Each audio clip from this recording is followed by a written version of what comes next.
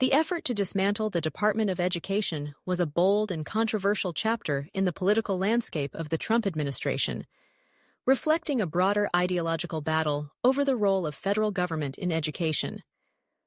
At the heart of this initiative lay a complex web of motivations, implications, and reactions that rippled across the nation. One of the primary motivations behind Trump's push to dismantle the Department of Education was rooted in his belief in reducing federal control over local schools.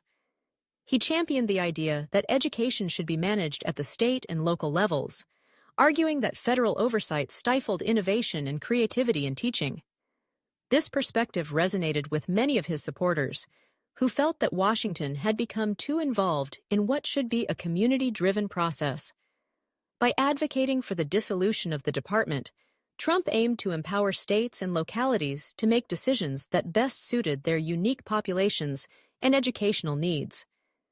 This philosophy echoed his broader campaign promise to drain the swamp, suggesting a desire to eliminate what he viewed as bureaucratic inefficiencies that hindered progress. However, the implications of dismantling the Department of Education were substantial and far-reaching. Critics warned that such a move would lead to a patchwork of educational standards across the country, potentially exacerbating inequalities in access to quality education. In states with fewer resources, the absence of federal support could result in diminished educational opportunities for students, particularly those from low-income backgrounds. The fear was that without a centralized authority to enforce standards and provide funding, the education system could become even more fragmented, with students in poorer districts facing significant disadvantages compared to their peers in wealthier areas. This concern was exacerbated by the fact that the federal government plays a crucial role in funding programs for students with disabilities, low-income families, and other marginalized groups. Without the department to oversee these initiatives, many worried that vulnerable populations would fall through the cracks. Reactions to Trump's initiative were swift and polarized. Education advocates, teachers' unions, and many parents rallied against the proposed dismantling, arguing that it would undermine decades of progress in educational equity and access.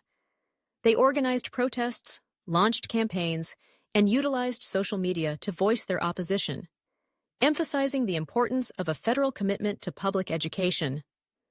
The narrative that emerged from these groups painted a picture of a Trump administration that was willing to sacrifice the education of millions for ideological reasons.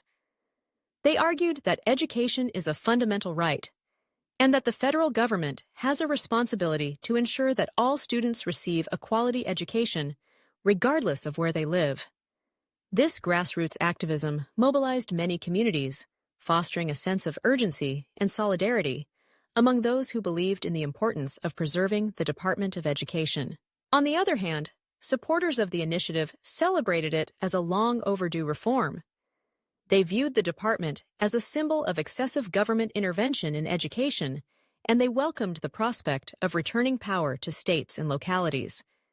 Many conservative think tanks and advocacy groups rallied behind Trump's vision, framing it as an opportunity to promote school choice, charter schools, and alternative educational models.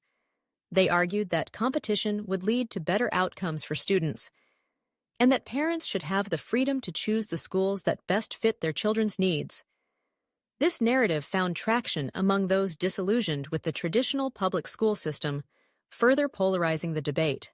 The push to dismantle the Department of Education ultimately became a microcosm of the broader ideological divide in American politics, highlighting the contentious relationship between federal oversight and local control in education. As the initiative unfolded, it sparked intense discussions about the future of education in the United States, leaving an indelible mark on the landscape of American public policy. The clash between differing visions of education underscored not only the stakes involved, but also the profound impact that such decisions would have on generations of students across the country. In the end, this narrative of dismantling the Department of Education was not merely about policy.